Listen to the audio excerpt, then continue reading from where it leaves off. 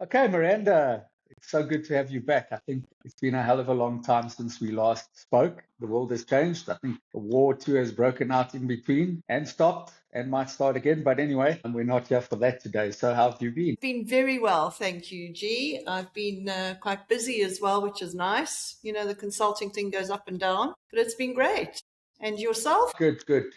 Little bit of traveling, as you know, um, which has been good. It's great. And yeah, getting to see the top half and the bottom half of the country almost simultaneously, it feels like. But yeah, all good. And it's good to be back in Joburg with Excellent. hopefully decent bandwidth so that we don't get cut off again. Yeah. Awesome. So, Miranda, I think we here today, obviously, to chat more BPO, but obviously more around the people side. But I think one of the things that plagues the industry as a whole, to lesser or greater degrees, depending on who you ask, but it's always there in the background, is the whole issue of high attrition in BPO. So obviously, successful BPOs rely on retaining their talent. Every time somebody that you've invested in and that's been with you for a while walks out the door, so does a certain level of skill, quality, and experience. But more than that, if they leave you higher volumes at the same time, it can actually put the contract and the sustainability of the business at risk. So I know depending on which operator you ask, you'll get a different answer and a different interpretation of the formula. But I mean, some of the numbers, no matter how you calculate it, are really horrific. I mean, what are some of the statistics you've seen around attrition in BPO? Yeah. Well, there are quite a number of sources who actually do these statistics, G, as you know.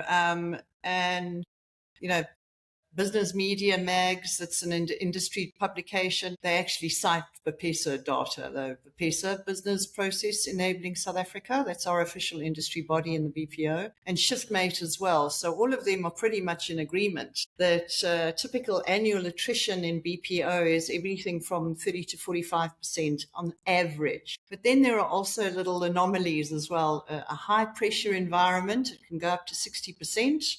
The best-in-class operations, these are rare, top-performing environments, are around 20% or lower. But early attrition, as we identified in the first podcast that we did together as well, is really very much in the first 90 days. And that is extremely high. And in some roles, obviously, the majority leave within 3 months, and that's that. And if we compare that attrition to the rest of the industries in South Africa overall, the average labor turnover, according to a PwC benchmark, is 11.5%.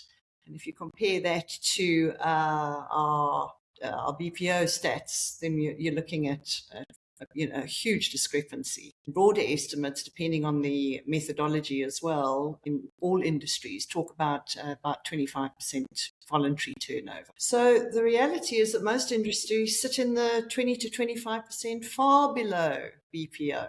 And that's where one of our issues is lying. So, I mean, if you look at the BPO numbers you've quoted, you can lose more than half of your people across the year. Look, some of the operations I was involved in, when an operation's new and you're under pressure to ramp up very quickly, that number can easily exceed 100% in its first year. Obviously, as operations bed down and you introduce stability and you develop a rhythm, you can start to settle that down. And I think one of the things is, obviously, the industry is constantly chasing new business, and it should be that opportunity where you put your best foot forward when you've got a new client and, get it stable as quickly as possible and build from there.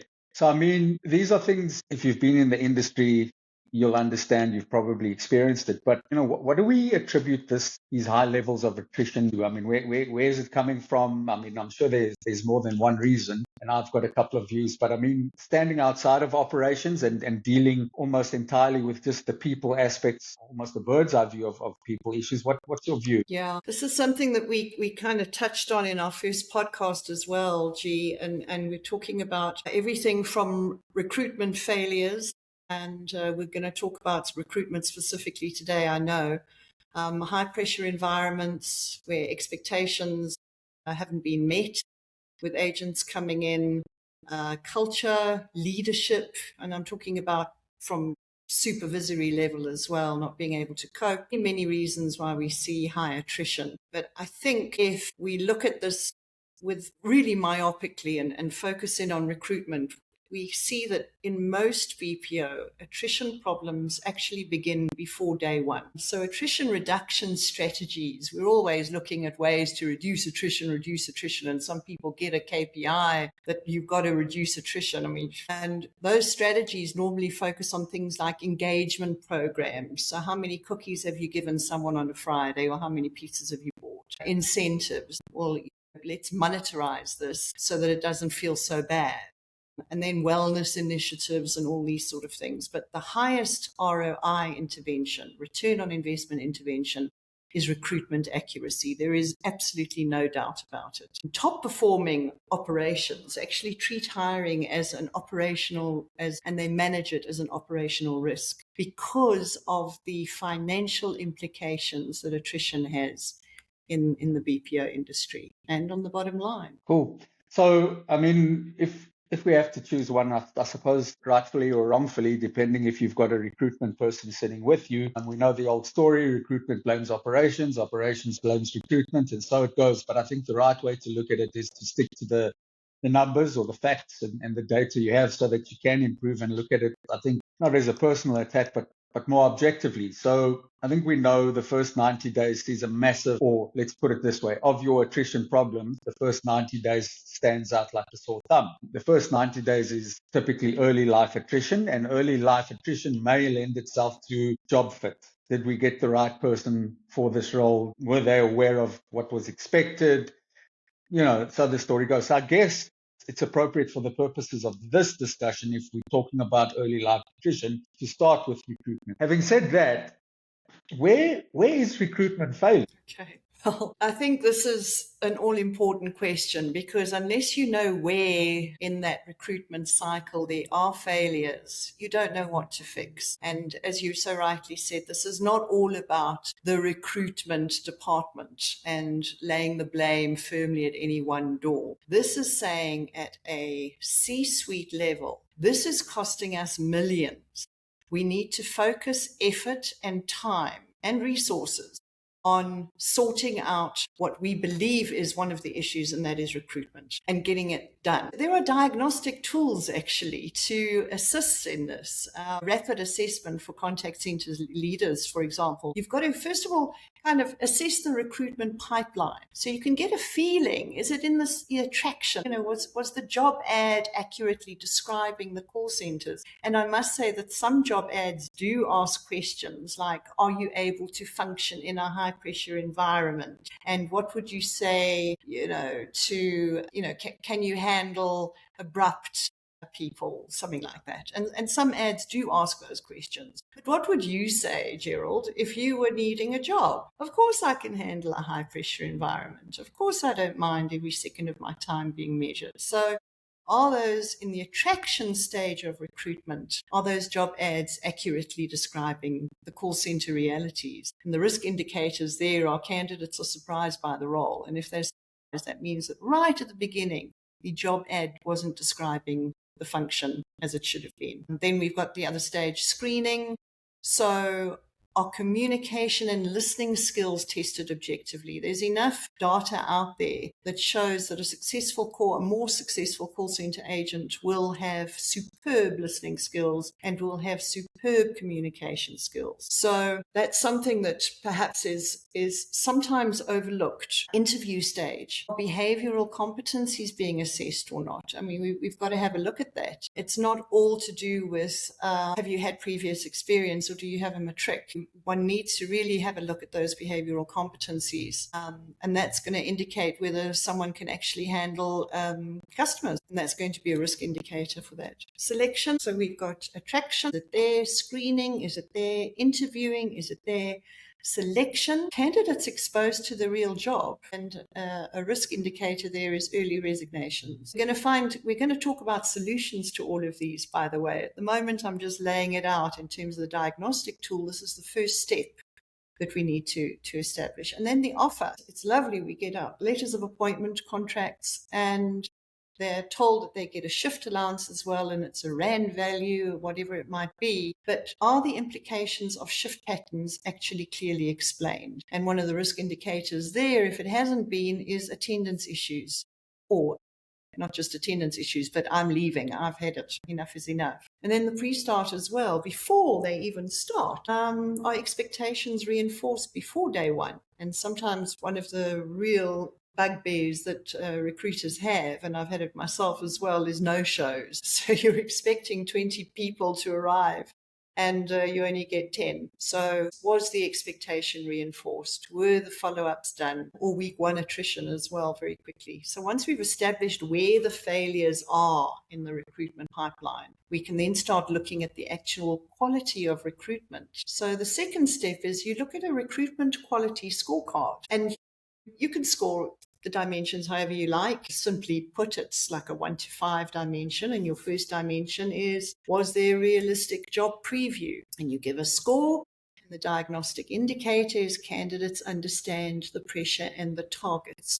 And a job preview, Gerald, for those people who are unfamiliar with the term, it can even be a video that you invite potential candidates to go and watch before they even apply for the role. Is this for you? So you can give demonstrations of mock calls. You can have an agent speaking about the kinds of issues that they are involved in. You can have someone talking about the challenges of shifts. All of these things, that's the job preview. And it's pretty much solid opinion that if you have good job previews, then people can actually just remove themselves from the process before you go through everything at a huge cost as well. Language assessment is another scorecard dimension. Listening and clarity, is it being tested? Behavioral interviewing, I've mentioned as well. Are we asking about resilience? Not just asking, can you cope? But give me an example of when you had this situation and what you did about it. And a skilled interviewer will be able to assess against competency methodology how that person is actually going to be able to. So customer orientation as well is another element that needs to be assessed. Shift expectation management, recruiter training alignment as well. Our trainers are satisfied with the candidate quality. So now you're getting feedback even before they're on the floor. And where you're asking team leaders, now you're asking the trainers, actually come and have a meeting with me and let me know how we're doing in the training room. They're very valuable. And we spoke about systemic flaws last time and systemic ways of healing the issue. And this is one of the things where we actually bring in all the different parties, that are affected or are affecting the attrition numbers as well. And then simulation testing as well. Can candidates actually complete mock exercises in the recruitment process? And after we've done all that, we then have a score range, and we can interpret that range either from, we've got a strong recruitment system, everything's fine, box are ticked, or is the recruitment the primary attrition driver? So that's part of the analysis that you're going to be doing as well. Then, of course, obviously, we have a look at attrition timing. We've mentioned that as well. So in week one, the likely root cause of attrition in week one is misleading job expectations. It may not be purposeful. It can be just actually, had I really been told about this by someone who was already in the job, like with the job preview video, then perhaps I wouldn't have applied for the job in the first place. Training difficulty in weeks 2 to 4. Performance pressure, weeks 4 to 8. And then months 2 to 3, culture mismatch or shift issues. That's when they really start showing up. So those are the kinds of steps so far, step 1 to 3 in the diagnostic tool. And then we need to actually have a look at the recruiters themselves. I know it's like, not me, but we need to start comparing recruiters against retention numbers. It's one of the evidentiary things that we look at. The recruiter hires 90-day retention training pass rate. So recruiter A, recruiter B, and recruiter C. How many of my recruits are actually getting through the training and enjoying their life? And you've got to look for patterns as well. So the red flags are recruiters with a high volume of hiring, but poor retention, and recruiters sourcing from low performing candidate channels as well. Whichever, is it an AI channel that you're using, or it is traditional recruitment methodology, whatever it is.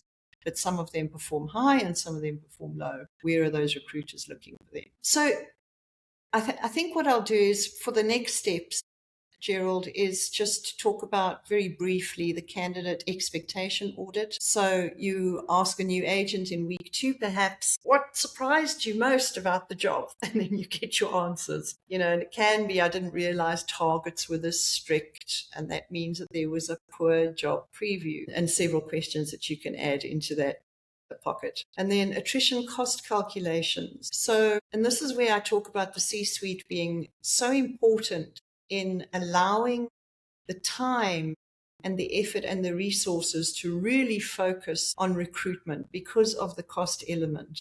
I find in my experience with BPO that sometimes it's just such an urgent hire that needs to happen that we don't really take a step back and a breath and going, okay, we can do all this hiring, but this is what it's costing us when we make mistakes. So therefore, let's put a bit of a handbrake on it and do things the right way. Recruitment cost per hire, it can be maybe 6,000 Rand as an estimate. Then you've got training cost per agent, about 18,000, because we're including trainers, the venues, the measure in square meterage that isn't being utilized properly. You're also looking at agent salaries. They've been paid salaries, but they're not productive. So there's a huge productivity loss. And let's not forget supervisor time as well. In large centers, this really quickly becomes multi-million Rand leakage, all of these issues. Yeah, so that's something we really have to look.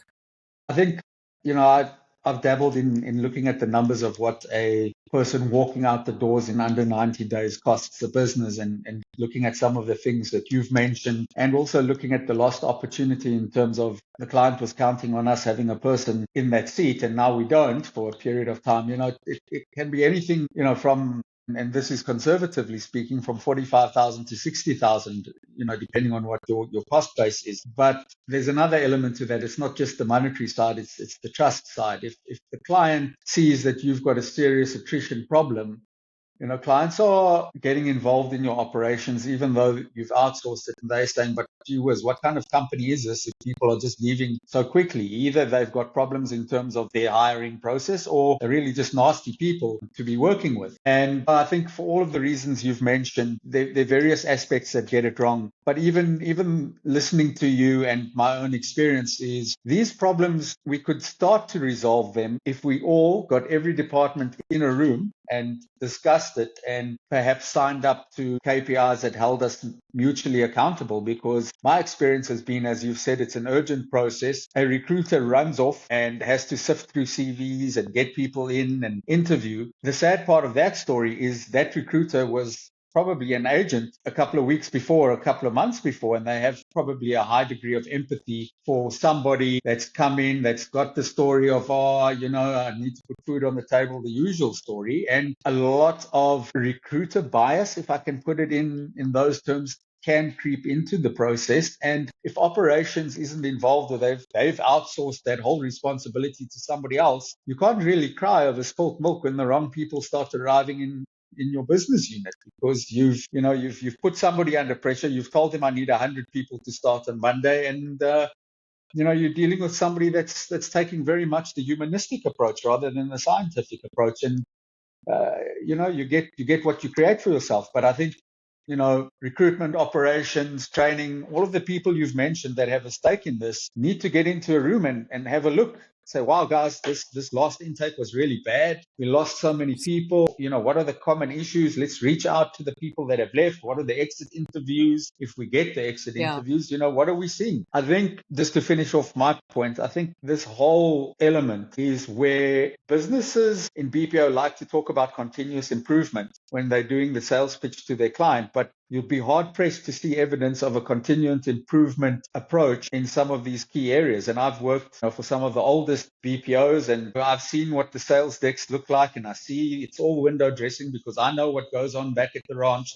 None of the stuff we're promising actually happens. So yeah, I mean, you can't be surprised when everybody's running off and having to deliver numbers. Yeah. So yeah. And the KPIs are really around the numbers at the moment, aren't they, G?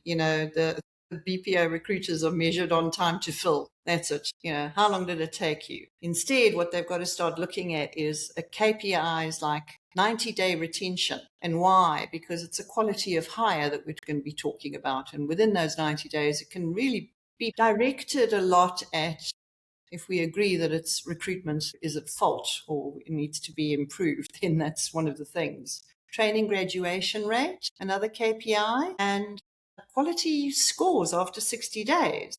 So the training graduation rate will also talk to recruitment accuracy. And the QA scores after 60 days, long-term agent potential, which is also great. But the other thing is that we need to have some kind of, you were talking about meetings between all the different departments. Again, it talks to, is senior leadership encouraging that kind of cooperation and collaboration between the departments upon which his success rests?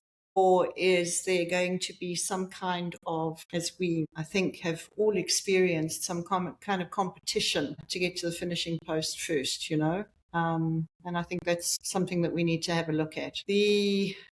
Let's agree to have those meetings. Let's talk about where the training is failing, perhaps, and it's at the right level as well. Yeah, agreed. And I mean, I've been in situations where attrition for the longest time was the number one leakage of profitability in a particular outsourcer. Everybody at a senior level was in a room. Everybody agreed that something had to be done. Everybody's all for it until you start putting the KPIs on the table that say we're all on the hook for 90-day attrition. And the political appetite, the idea of putting your bonus at risk and trusting operations to do the right thing and impact your bonus, because once they've left the recruitment pen and moved into training, etc., you no longer have a hand in matters. Nobody wants to nobody's breaking their legs to sign up for it. And I think it takes a good leader to, I don't want to use the word enforce, but certain things aren't up for the democratic process. Certain things, depending on the maturity of your leadership, need to happen. And you don't have to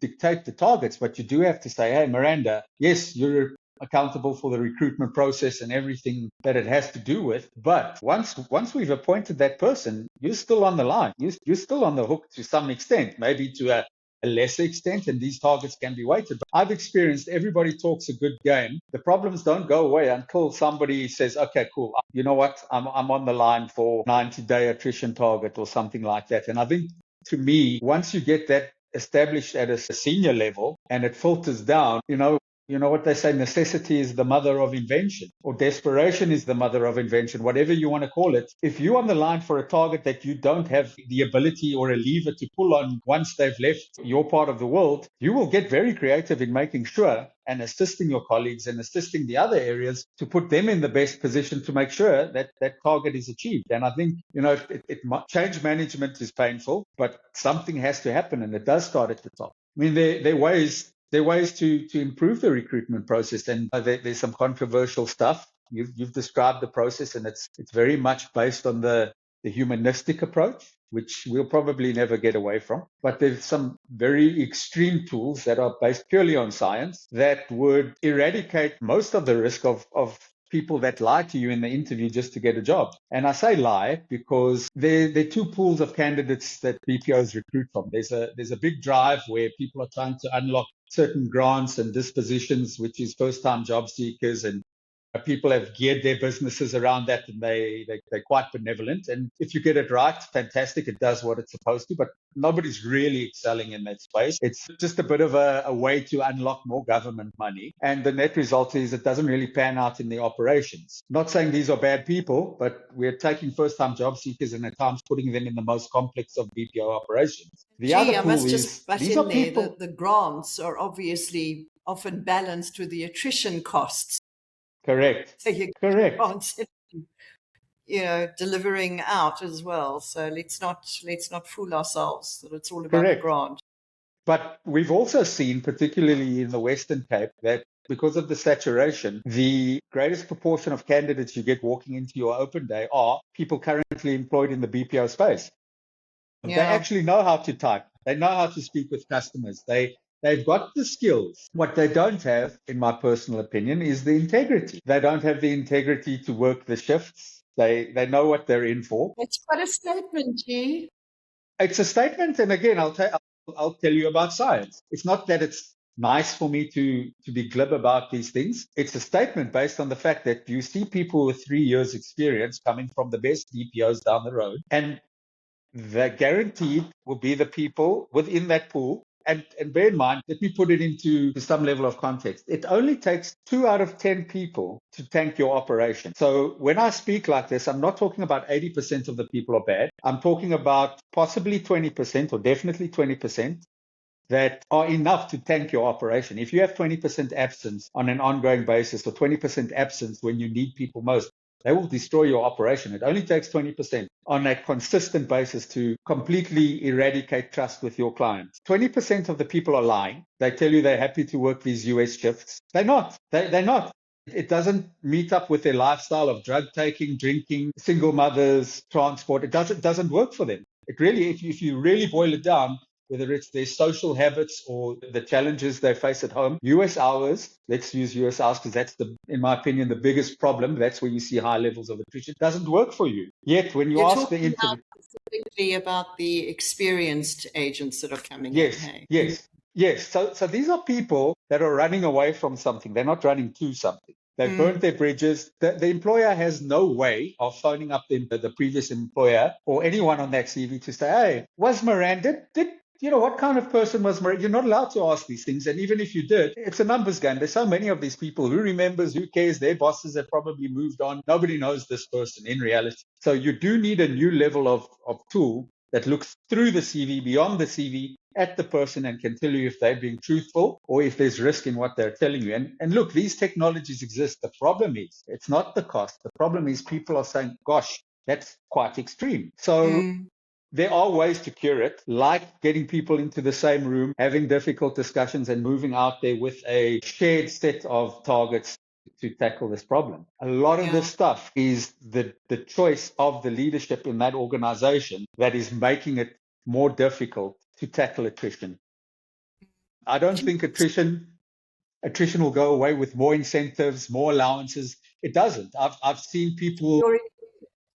Yeah, you can throw as much money. In fact, money just feeds the beast. Yeah. But look, that's my extreme view. I think there needs to be a very slick screening process, a very hard screening process, a warts and all. This is how bad things can get in this environment. But if you do well, this is the opportunity that awaits you. Are you in or out? I'm in. We carry on with the next process. It needs to be more brutal, in my view. If I was going to set up a BPO, honestly, the way of work at the moment in terms of recruitment is not solving the problem quickly enough. I think that's where the previews actually come in, the job previews, correct. in a big way. But again, it takes effort, it takes time. And it doesn't just fill bums in seats very quickly. It doesn't. But again, the investment that you're making is going to serve you so well in the long term. But I just wanted to just say something as well. I know that in the BPO, most of them anyway, references are no longer taken. And I think one of the reasons for that is because there is such a high attrition. Recruiters actually just can't keep up with if we are requiring 2 references from everybody. I just want to make sure that we understand, though, you are certainly allowed to go and take references. I think you're talking about the pop and all that sort of thing. One of the things that a recruiter should be doing, though, is giving an application form to the individuals where they specifically allow for the recruiter to take references from their current employer, obviously, or their previous employers, with a view to establish. And if they do not give permission, then obviously you're going to have a follow-up question to ask. Why is that? Yeah, sorry, man. I think I phrased it incorrectly when I say you're not allowed to get references. It's in a sense, it's as a previous employer, I can't tell you, no shit, Miranda was an asshole. I definitely wouldn't hire that person if my life depended on it. I'm not allowed to do that. I have to give a very vanilla statement. And let's be honest, at a call center agent level, the reference that you're getting is from some arbitrary person that may or may not have been a friend, a colleague, or a team leader. So it's too labor intensive to track these people down because those team leaders probably have also moved on. Anything beyond a team leader, nobody can adequately give a reference on a person that didn't work in the same team. I mean, you don't get to know these people intimately enough. It's a case of more meat for the meat grinder. You come in, you go out. sadly, that's BPO. We're not building these, long-term people first relationships. It's not always like that. It's the team leader that's the glue and builds that team, and that would be the best person. But when you found that reference, I can guarantee you there's a very good chance you're not speaking to the actual team leader that knew this person. You'll be speaking to somebody. Yeah, look, we try and put in as many checks and balances as we Sure. possibly can. Again, I'm coming back to when they actually apply for the job and you ask them all these questions. Do we have your permission to do this, that, the next thing, and the next thing? And obviously, if down the line, after they've been recruited, they are found to have been misleading, then that can be dealt with as well. We've got to be very careful about these things, obviously. I think what the best BPOs do differently is I've mentioned that it's treated as an operational risk before. It's not an HR process. So what the best BPO, the leading operations, I think, is they hire slower but smarter. And I think that's what I'm advocating, that let's take a breath. We're doing the wrong thing, obviously, because our attrition is sitting at 60%. What can we do differently collectively? Simulating the job before hiring. Something else and that's not just faking a call or anything, but are we inviting perhaps those agents or potential candidates to come in and shadow an agent on a week of shifts? What is the issue there? Go and buddy up. The mentorship story or the buddy story, not mentorship, we're not expecting them to be mentored, but the buddy story is a huge thing and they can get so much information from there. This is what shifting is all about. Now, obviously, you're going to have to handle the people who have the experience and they know what shifts are all about and they just want a job, and you've got to deal with those. But you deal with them in isolation. It's not a broad thing. And then, obviously, you need to do communication tests as well and align the recruiter incentives to retention. I think that's something that we need to have a look at as well. Not only just your KPI, the big stick, but also have an incentive around it for the recruiters. Don't just peddle me because I'm doing the wrong thing, but reward me when I'm doing the right thing. So a bit of a balance of that as well is a big thing. And, BPO attrition, we understand it's a selection area. It's not an employee area. And now I'm excluding the people that you were talking about earlier, the liars and the people lacking integrity and all the rest.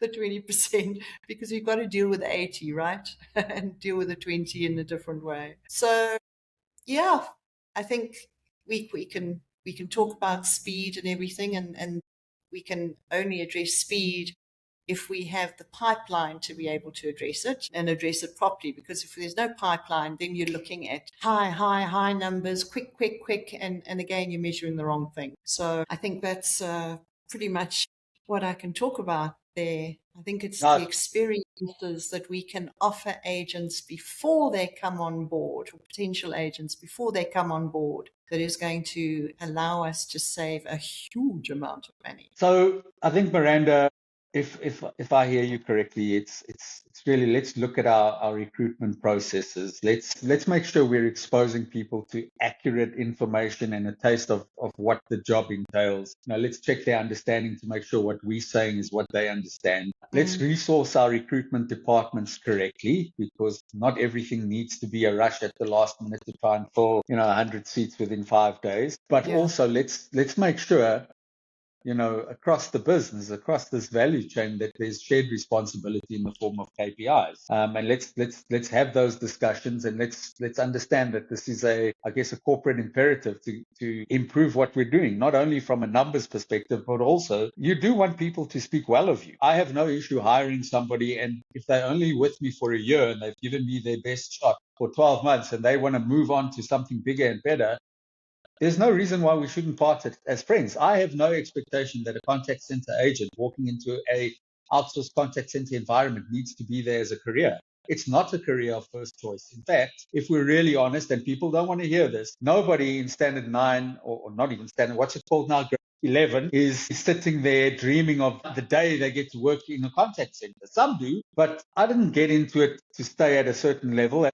the other side of the coin is contact centers are one of the few industries where if you show a little bit of initiative, integrity, and staying power, the sky's the limit. You don't have to have formal qualifications to climb to the top of the ladder. So there's pros and cons. But I think at the end of the day, we're not going to fix this attrition problem until we all get around the table and look at how our processes work, where they intertwine, and how we all get involved and sign up to solving this problem. And in Absolutely closing, agree. the importance of recruitment in the BPO space is only going to increase in terms of importance. With AI coming in, as you know, and everybody beats this drum, whether we like it or not, or whether you believe AI is a boogeyman or not, listen, it's already replacing jobs, whether you want to say that it's the same as CRM or big data and it's a fad. It's not a fad. It's replacing jobs. It's going to strip out simple task jobs, the basic entry-level jobs. It's going to take those out of the call mix or the interaction mix, which means only the most complex inquiries are going to remain for humans to deal with, or the inquiries that require the highest level of empathy. Everybody's going to be fighting over people that can do that work. Contact center agent salaries are going to increase. People are going to get into a bidding war. Client expectations, and when I talk clients, is those clients that outsource, as well as the caller, they're going to have extreme expectations because the simple stuff can be done on an app or proactively or through AI. It doesn't need a human. If you're not in a position to get the best talent or the best potential or the best person that you can invest in for the long term, you're going to shut your doors, because the only work that's going to rely on humans is going to be that stuff that sits right at the top. All the other stuff is going to be handled by robots and machines. All of that stuff's going to get stripped out. So the contact center space is going to become a very interesting place. And those BPOs, those organizations that get their recruitment, their training, their development sorted out are the ones that are going to win. Those that think business is still going to be bums on seats, they may as well be making plans to shut their doors. Yeah, and I think, Gerald, as well, one of the most important things I think anyone can take away from this is that it is cross-functional. The issues that we're seeing in recruitment or in attrition, are not just a recruitment issue. So what I would suggest to the people who are listening, maybe create a recruitment quality review meeting. We have the recruitment head, your training manager, your operations manager, workforce planning people as well need to be sitting in that. And you have an agenda that looks like perhaps review the hiring volume versus the demand. So have we got the numbers? Analyzing the training pass rate. If we recruit it properly, then our training pass rate should be high. Analyze early attrition patterns. And, I'm just suggesting some agenda items. Review the recruiter performance as well, and identify process changes that need to be made. And the focus is system improvement, not blame. So these are the sorts of meetings that I would absolutely encourage people to do on a weekly basis or a monthly basis at least, to start getting that cohesion and that systemic cure for attrition. So, Miranda, there's two questions before we close this off. The first question is, let's just assume I'm a senior manager in an organization, and I've got my head in my hands. I'm crying to you, and I'm saying I've got an out-of-hand attrition problem. I don't know where to start. What is the one thing you would advise me to go and have a look at tomorrow morning that might put me on a track toward how do we improve this? What is the number one thing I should look at if I haven't been looking at it already? What should I go and do tomorrow morning? Are you talking about to tackle attrition issues? Yep. So I'm coming to you, Miranda. My attrition is out of hand. I'm overwhelmed. I don't know where to start. How do I get to the bottom of this? What is the first thing I need to go and look at? Well, then I think we need to go back to what we started talking about, and that is to diagnose at what phase in the recruitment process the failures are. And that diagnostic tool that I took you through, maybe we can put it up on a website or something, just the steps, so that, people can actually diagnose where recruitment is failing. I think that's your first step, because until you know that, then you don't know what to fix. So it sounds to me like the first thing they should do is actually get in touch with you, Miranda, because I think you could definitely hold some hands and help organizations. If somebody is serious about tackling their problems and wants to leverage your experience, your knowledge, and your services, how do they get in touch with you? Okay. They can get in touch with me through LinkedIn. All my details are on LinkedIn on my profile. Go and have a look at my profile as well. My email address is there. My LinkedIn messenger is there. And they can also give me a buzz on my phone, which is 082-414-1895. And I'll be absolutely more than happy to see what I can do to assist. That's fantastic. So, Miranda, it's been another awesome engagement with you. I think we've covered a lot, but I think we both agree things can't continue like this. We have to get better at recruitment, getting the right people into the right roles for the sake of the industry, for the sake of BPO in South Africa. I think our reputations are at stake. We can't run at these rates of attrition, and we've got to build that offshore client trust. So looking forward to the next one, and thank you so much. It's been my absolute pleasure. I think the next one we're going to be talking about is around labor relations again, and what are the impactors there, eh? But we'll discuss that. Thanks so much, Gerald. Really appreciate it. Thanks, Miranda. All right, go well. Bye-bye. You too. Bye.